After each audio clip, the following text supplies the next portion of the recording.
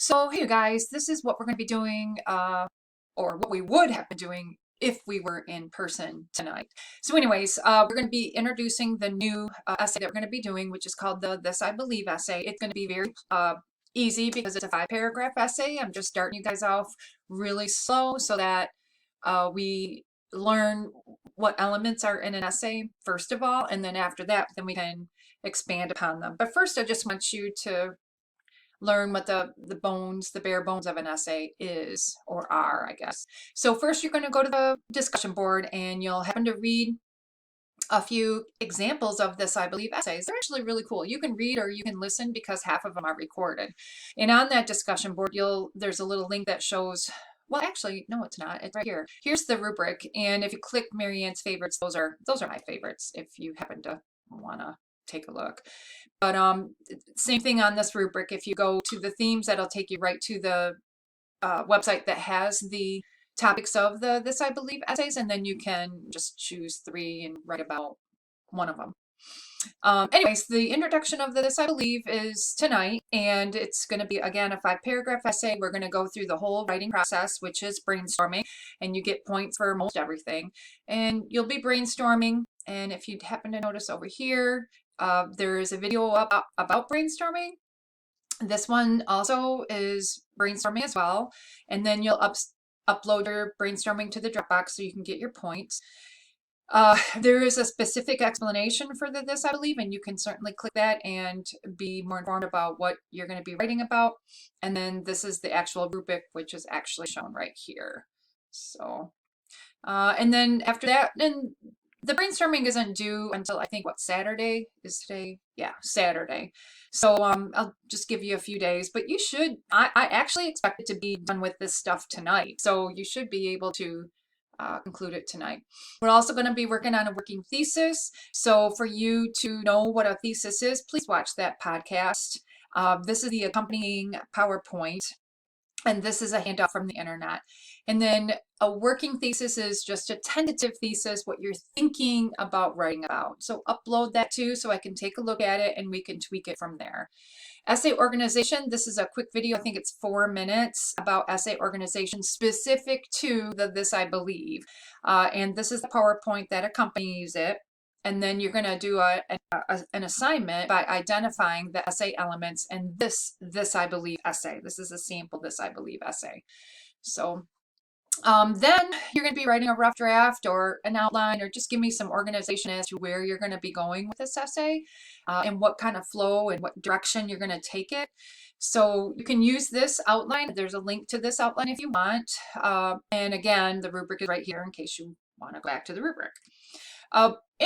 In the This I Believe, it is a narrative essay, and in narrative essay there are narrative techniques, and so I want these techniques in your essay, but don't focus on them right away. And if you notice, this stuff is way more important right off the bat. But as you do draft after draft, you'll add and incorporate more narrative techniques. Narrative techniques are just juicy little nuggets that help your reader want to continue reading, and they're just fun manipulations of the English language. They're just fun to read and fun to sound out, and makes reading just so much more enjoyable, and listening too. So there's 2 examples. You're going to hate me on this hit and run. Honestly, this hit and run was written by a University of Detroit student, and it's just the bomb, but you're going to kill me for it because you're not going to like me afterwards. But then this National Geographic excerpt is really fun too. It's kind of cool. So anyways, watch the video about narrative techniques. That's the accompanying PowerPoint. And then go ahead and do this assignment. You're going to identify 10 narrative techniques in either of these texts. And then upload the Google link. You're going to have to, or share the Google link, because, and if I ask you to do that, what I mean is right here, share. Click share. And then down here, change it to anyone with the link.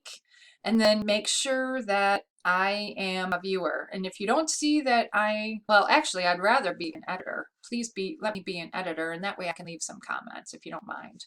Please. This is set at viewer so that you guys don't everybody write on one document. So just make me, please, an editor.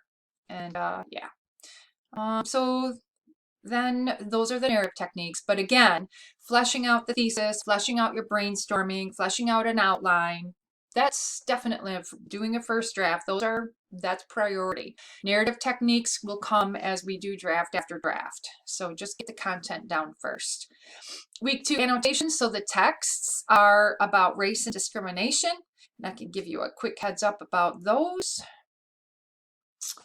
really fast. So Kyle Korver is an NBA basketball player, and he wrote this about privilege because he happened to see one of his black teammates get wrongly charged for a quote-unquote crime that he really did not commit. So this is about Kyle talking about who he is and what he has seen and how that has made him feel and what kind of stand he is making after witnessing these events. Peggy McIntosh is an educator and a writer. She talks about what she has come to feel, or she has come to believe that and this is a big topic right now about white privilege, and that's exactly what she talks about. It's unpacking the invisible knapsack. And if you have a hard time, I have had white students who have had a hard time believing that white privilege actually exists. I'm not here to change your mind, but if you want more information on what exactly she's talking about, Emmanuel Acho, he really provides a really cool comparison. And it's not just white privilege, but privilege in general. And so just check out that YouTube video. Just go with the 30-minute mark, and you'll see his example right then and there. Brent Staples, Black Men. Brent Staples, he's either a Yale or Harvard grad. He's a journalist. And he wrote about what it's like being a black man on a dark street in a dark urban city street at nighttime. So he talked about that. That's personal experience, and you cannot refute personal experience. Barry Bacon Jr. is also a person of color. Staples graduated from Yale and Bacon graduated from Harvard, or vice versa. I can't keep those guys straight, but they both graduated from Ivy League schools. They're both men of color. And then Bacon wrote an essay in Time about how it's about how do I put this? As a black person, people expect all blacks to have the same experiences. And if an instructor or an administrator says, hey, let's put this person of color into our classroom because that person of color is just going to add so much diversity. And Barry Bacon has a problem with that because this person of color may have the same upbringing as the kid next to him who just happens to be white. So he makes an argument that says just because I'm black doesn't mean that I have all the experience that you think black people have. And so you guys can choose any of these to read. They again are pretty short and easy to read. You annotate 2 of them and write your article reflection on 1 of them.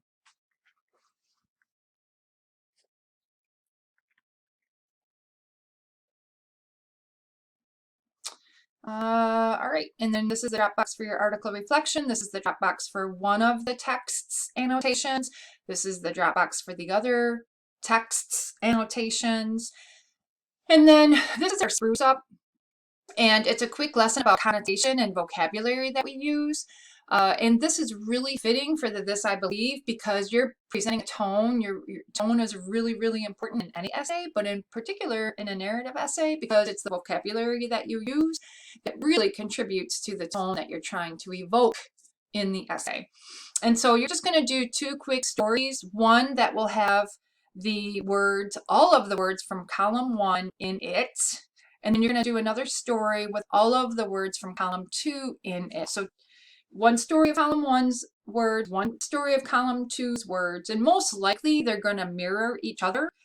They don't have to, but they could, most likely, absolutely. That's what most students do. But column 1 is going to have more of a negative, antagonistic tone because of the vocabulary. And then column 2 is going to have a little more positive spin on the situation. It's going to have a more positive connotation based on the rubric. And the video on connotation versus denotation will give you a little more information about that. So I know this is kind of a lot of stuff, but please text me if you guys have any issues. And that is what we are planning on doing tonight. So I hope you guys have a great night.